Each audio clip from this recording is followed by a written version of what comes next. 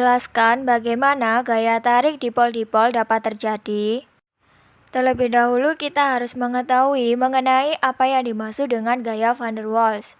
Gaya van der Waals merupakan gaya yang muncul akibat adanya interaksi antara gaya London dengan gaya antar dipol-dipol.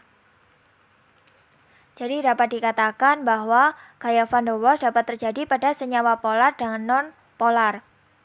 Pada gaya van der Waals terbagi menjadi 4 kategori berdasarkan kepolaran dari molekul-molekul yang berinteraksi. Adapun 4 kategori tersebut diantaranya yang pertama adalah interaksi dari ion dipol. Interaksi ion dipol merupakan interaksi yang muncul sebagai akibat dari tarik-menarik ion dengan molekul polar yang relatif kuat. Kemudian yang kedua adalah interaksi dipol-dipol, yaitu interaksi yang muncul sebagai akibat dari sesama senyawa molekul polar. Kemudian yang ketiga adalah interaksi ion dipol terinduksi. Interaksi yang muncul dikarenakan ion dan dipol yang terinduksi.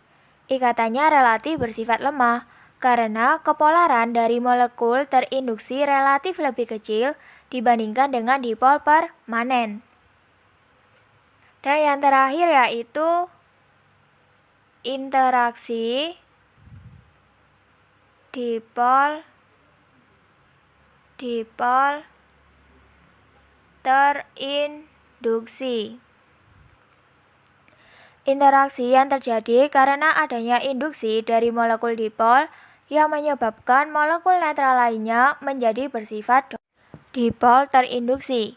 Dan proses interaksi dipol-dipol terinduksi ini merupakan interaksi antar molekul yang berlangsung lambat.